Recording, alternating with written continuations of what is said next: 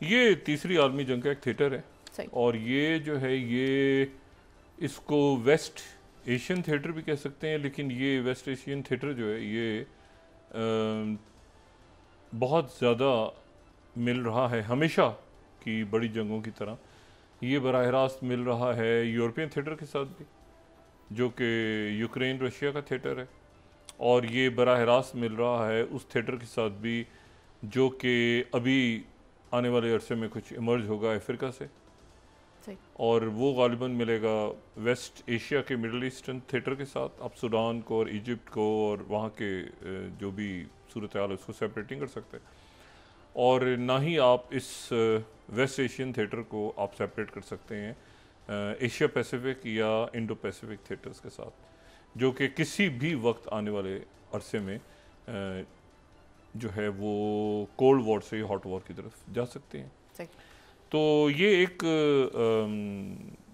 War चल रही है काफ़ी अरसे से। और अब मैं तो इसको चूँकि हम तो इसके थिएटर्स भी बहुत पहले डिस्कस कर चुके हैं, और ये बात बहुत अब भी ये कि जो भी कुछ होगा वो दुनिया और ख़त्े में, तो मुझे अब ज़रा ये बात बड़ी अजीब सी लग रही है कि ये एक चीज़ जो बहुत अरसे से बात कही जा रही थी वो सभी तरफ डिस्कस हो रही है। तो ये इन थिएटर्स के बारे में तो काफ़ी डिटेल में बहुत पहले डिस्कस भी कर चुके हैं, बात भी कर चुके हैं। अब ये है कि वो ग्रेजुअली जो इवेंट्स हैं उनके ऊपर हम बात कर सकते हैं। और मैं आज से साल 2 साल 3 साल पहले एक मज़ीद जंगें, तेज़ी, तलखी इसकी तरफ ही बढ़ रहा था, तो ज़ाहिर है एक इवेंट्स आगे बढ़ रहे होते हैं। और अब जहाँ पे हैं वो ये आगे मज़ीद बढ़ेंगे, और ये एक प्रॉपर इसको आप वर्ल्ड वॉर के डिफरेंट थिएटर्स आप कह सकते हैं। क्योंकि कहेगा कुछ लोग कहेंगे, कुछ लोग नहीं कहेंगे, लेकिन ये असल में एक बड़ी जंग है, और आप किसी एक इलाके को भी दूसरे से इसको सेपरेट नहीं करके देख सकते। अब इसमें जो है वो लैटिन अमेरिका में कौन सा फ्लैश पॉइंट किस वक्त खुलेगा, या बाकी जगहों पे क्या खुल, मैंने आपसे कहा ना कि अफ्रीका में ऑलरेडी जंगें हैं, वो किस वक्त जंगें बाकी इलाकों से मिलेंगी।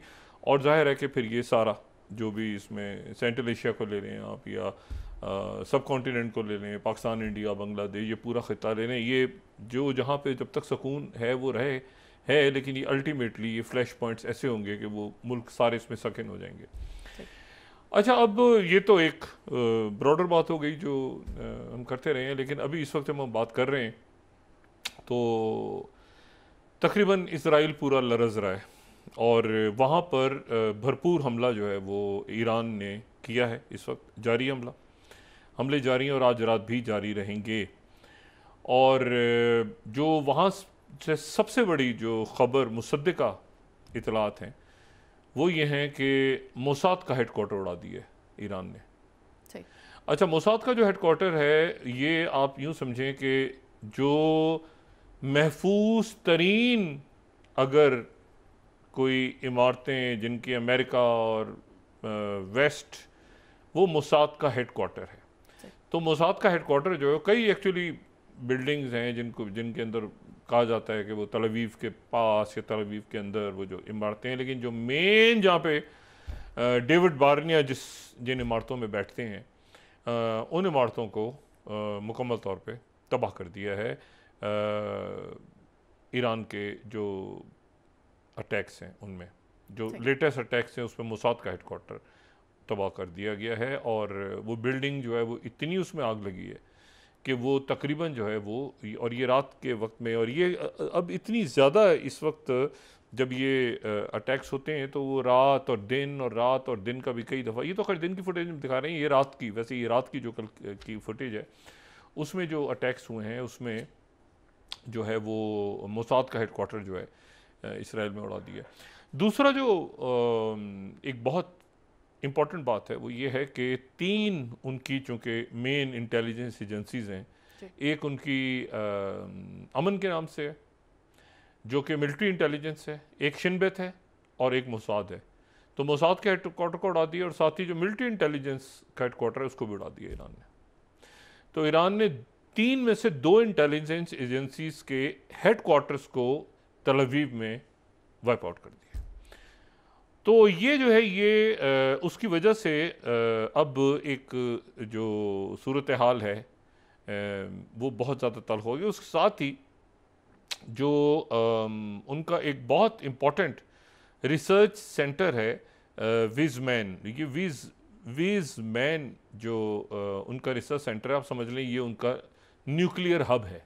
यानी यहाँ पे वो 3,800 जो है वो post doctor fellows, nuclear scientist Israel के, और उसके बाद आप ये समझें कि कुछ 16 के करीब यहाँ से नोबल प्राइज़ जिनको मिला है वो यहाँ से, ये इसराइल बनने से पहले कायम हो गया था। और इसके जो ये जो विज़मैन है, ये इसराइल के पहले सदर थे जिनके नाम के ऊपर ये इन्होंने इसराइल कायम होने से पहले ही कायम कर दिया था वहाँ पे, और ये ज़ायनिस्ट थे। और इन्होंने आके ये यहाँ पे रिसर्च सेंटर और यूनिवर्सिटी ये बना दिया था, और उसके बाद ये बढ़ता गया। तो ये इसके बारे में कहा जाता है कि ये दुनिया के चंद बेहतरीन जो टेक्नोलॉजी और रिसर्च सेंटर्स हैं उनमें से ये एक है। और ये न्यूक्लियर और टेक्नोलॉजी और बाकी जो लेटेस्ट जो इमर्जिंग टेक्स हैं और टेक्नोलॉजीज़ हैं उनका ये मेन सेंटर था। इसको भी उन्होंने मुकम्मल तौर पे ईरान ने तबाह कर दिया। तो ये जो है ये पिछले 24 घंटों में, चूंकि ये बड़े अच्छा, उधर से इसराइल के भी हमले जारी हैं ईरान पे, और उनका जो है वो कहना ये है कि अली शदमानी जो कि नए चीफ ऑफ स्टाफ थे उनको भी शहीद कर दिया उन्होंने, जो भी 4 रोज़ पहले ही जिन्होंने अपना उहदा संभाला था। इनसे पहले जो थे वो शहीद हुए थे, इन्होंने उहदा, वो कह रहे हैं कि इनको भी शहीद कर दिया गया है। लेकिन यह है कि आज जो है वो हमले जल्द शुरू हो गए हैं और भरपूर हमले शुरू हुए हैं।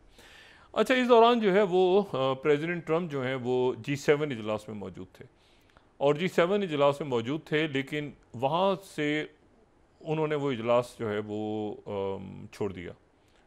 उसको उन्होंने जो उनकी मसरूफियात थी वो उन्होंने ख़त्म की, तर्क की, और वो जहाज़ में फ़्लाई करके वो कनाडा से वो उन्होंने बस वो स्टेटमेंट साइन की G7 की जो थी, और उसके बाद वो वहाँ से चले गए।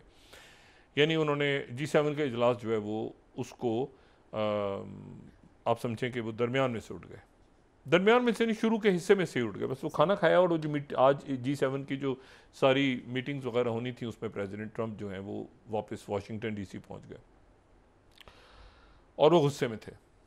और गुस्से में गालिबन उसकी वजह ये थी कि उनको वहाँ पर ये इतला मिली, 2-3 इतलात एक साथ मिली।